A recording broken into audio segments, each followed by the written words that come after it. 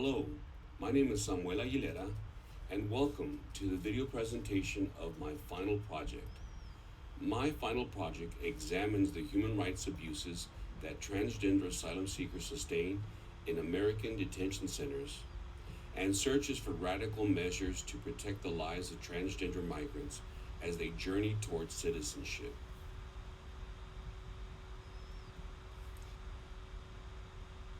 To give my presentation a meaningful context, I will start with a comparison of two asylum cases with very similar outcomes.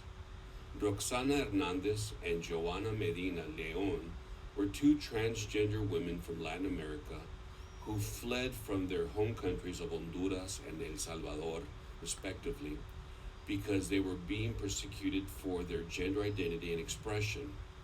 Roxana arrived in the United States in 2018, while Joanna arrived in 2019.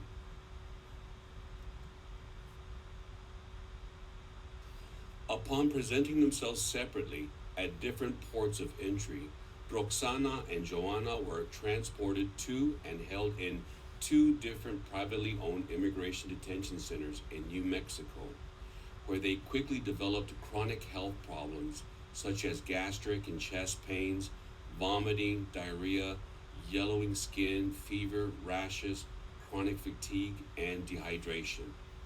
However, the health clinics at each holding facility were extremely slow in attending to their urgent medical needs. The LA Times obtained documentation that revealed both women had made repeated requests for medical attention.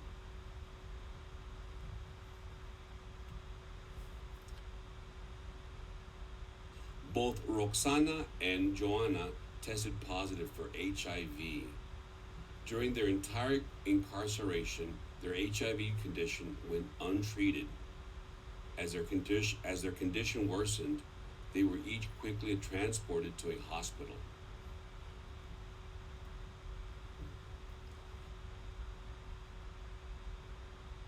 Roxana and Joanna both died due to AIDS related health complications shortly after being admitted to a hospital.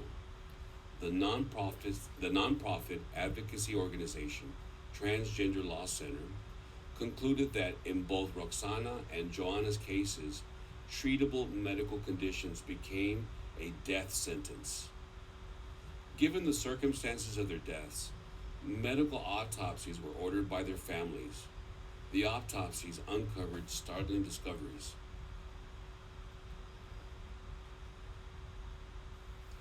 According to Joanna's autopsy report, sepsis, a life threatening condition that arises when the body struggles to fight an infection, was listed as the primary cause of death, with pneumonia and HIV as underlying causes.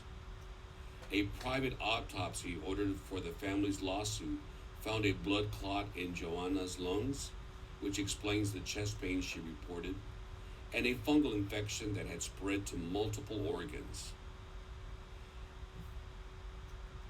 A secondary autopsy was ordered by Roxana's family and found evidence of physical abuse with deep bruising on her hands and abdomen, evidence of blunt force trauma, indicative of blows and or kicks, and possible strikes with blunt object.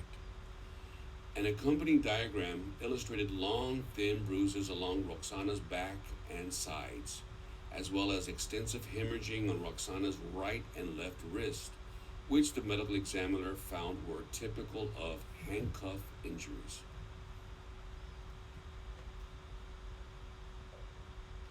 I have chosen these two asylum narratives to illustrate how ICE and the immigration detention industry perpetrate medical and structural violence against Latinx, male to female transgender asylum seekers.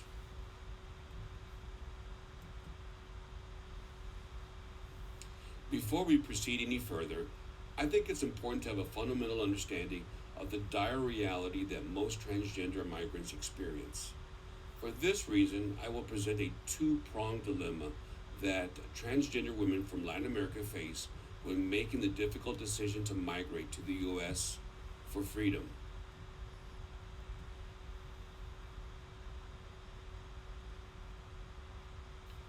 According to the Trans Murdering Monitor Project, a significant portion of transgender murders takes place in Latin America.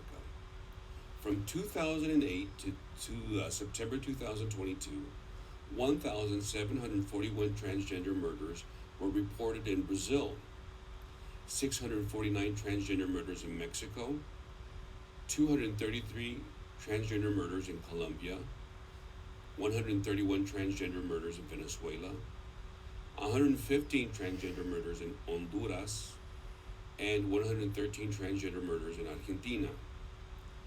Accounting for 78% of transgender murders in the world, Latin America is the deadliest region for transgender women, with more transgender killings, than Europe and North America combined. As you can see, violence has long become a motivating factor for many transgender women to migrate to the U.S. Yet the reality becomes even more perilous once they are detained by ICE.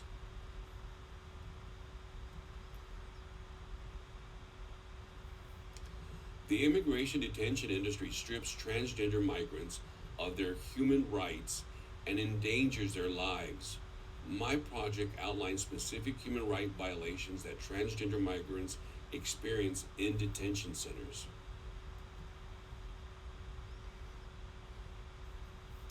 And these violations are misgendering, the incorrect use of personal pronouns with transgender women, miscollocation, assigning transgender detainees to all male units or placing them in solitary confinement, physical and sexual violence, and the refusal of medical violence, or I should say, medical violence, the refusal of granting access to gender affirming care such as hormone therapy, psychiatric care, and HIV treatment.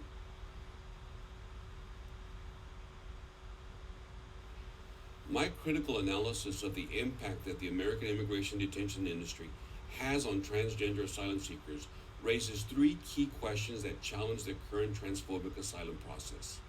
These questions help shape the development of my final project. Then they are, what measures can we take to prevent further in-custody deaths of transgender asylum seekers? What should be done with transgender migrants currently being held in detention centers?